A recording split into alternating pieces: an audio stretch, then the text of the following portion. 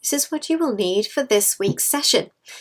I'm going to give you some options. Now the ruler is optional. You can use it if you like precision. You can use skewers or old pens. You can use a carton or a box. You will need scissors, sellotape, a pencil and a felt tip pen. Scrap paper, long scrap paper, because what are we going to make? And it's going to be a long drawing. So this is the one I've made earlier. I've used skewers on this one. You're going to have it, it's a scrolling, moving picture. So I tried to make all parts of the picture really interesting. And also, if you notice, I made a small game where I put lots of donuts in there. So you can get somebody to count the donuts. This one I used 3 skewers, but really I didn't need the middle one.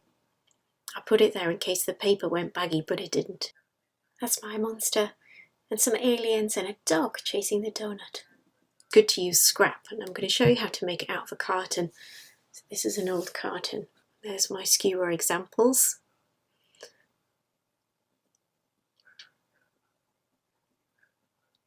So I had those lying around from last year, but old felt tip pens or old biros are great.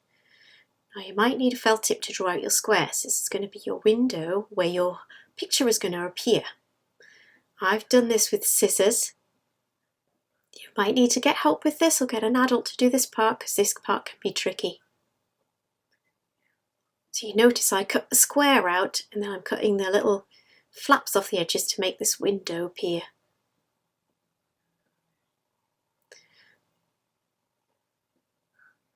There we go, perfect. So now I've got my biros and pencil. I didn't use the pencil in the end. I know a lot of you have probably got felt tips that don't work anymore, so these are perfect for that. You can measure this part. I did measure on the first one, I am going to say, but then I just held the pencil along for this second one, the second time. So you want 4 holes because the pencil or the pen has to go all the way through. So you notice I got a little hole started off with the pen nib. Then I'm going to make it a bit bigger with the scissors. Now be careful you don't jab yourself when you're doing this part if you're doing it yourself. Okay, so I'm widening it there. Get the pen all the way through. There you can see they're going to be my 2 rollers. What do we need next? Now I'm suggesting here that if you've got an old diary or notebook that you want to keep some of it but you've got empty pages, I would use these pages. It's good to make something out of things that you just have lying around that are just going spare. I've got nothing to do. So I cut these out of an old sketchbook. They're the wrong size though. So what I'm going to have to do, and again I'm roughly measuring, you can use a tape, you can use a ruler if you want to. And then what I like to do is to fold something over and then I get a line and I can see where I need to cut. I'm going to cut this to the right width along there. There we go. I've sped this up a little bit. I don't work this fast really. I'm much slower. Okay. Now I want 3 of these to make it quite long because otherwise my picture when it scrolls there won't be that much to see. I want it to be quite long. Got some sellotape. So I'm going to tape these together.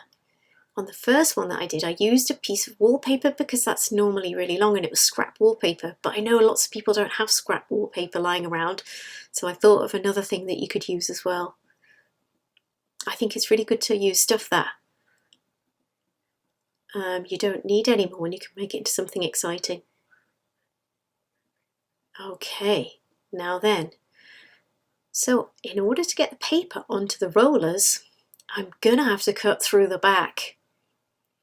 I was trying to figure out a way to do it without cutting the hole in the back, but it wasn't possible. Okay, so again you need to cut those flaps off, so I make a big square at the back. Now can you see, I'm testing this out first, I suggest you do too. The paper has to be sellotaped to the roller, to the pen. If it's not taped to the pen, when you turn the pen around, if it's just taped to another piece of the paper, it'll just go round and round. It won't actually go upwards. So you need to make sure that the sellotape attaches the paper to the pen.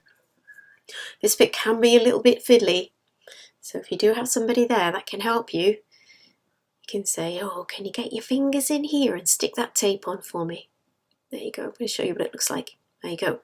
Now then, I just want to see that this works first before I do my masterpiece of a drawing. So I'm just scrolling it through.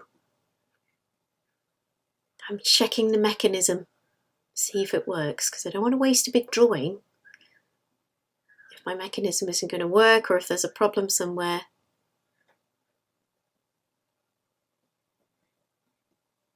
That seems to be working okay. All right. Whee! There it goes. Now then, I can't draw with the paper in there, so I'm going to have to take it out again. But I want to see what it looks like before I put the drawing on.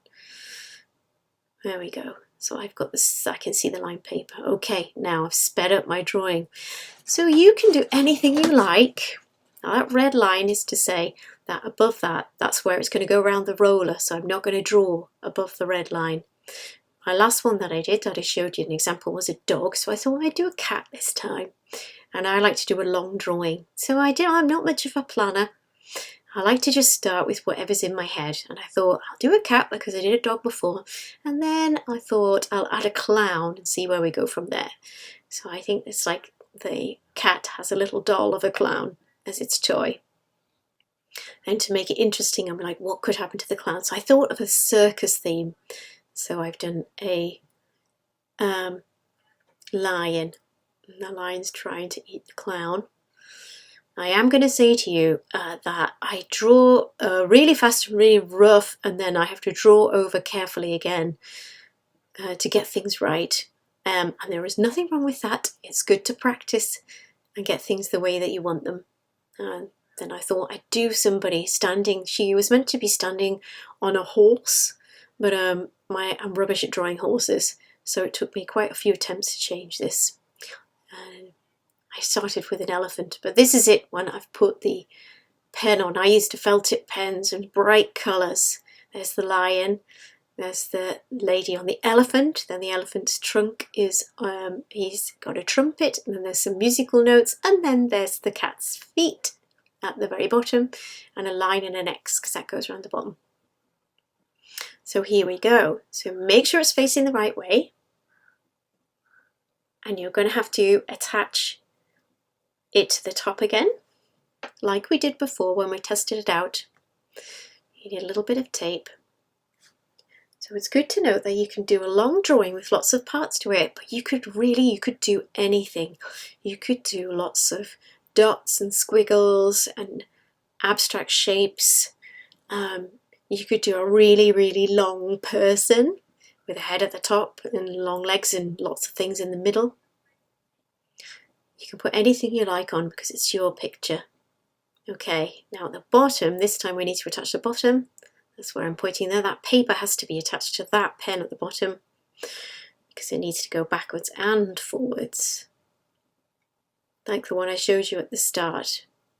Again, this could be a little bit fiddly. Get your hands in. So you can see the red line there. It should be a bit lower than that to start off with. Okay, there we go. So scrolling up. Notice I had a rip in my paper, so I had to put a bit of tape on it. Okay, there's a lion, there's the girl, and there's the elephant, there's the trumpet, there's the musical notes, and there's the feet. And that's the end. I hope you enjoy making this scrolling picture.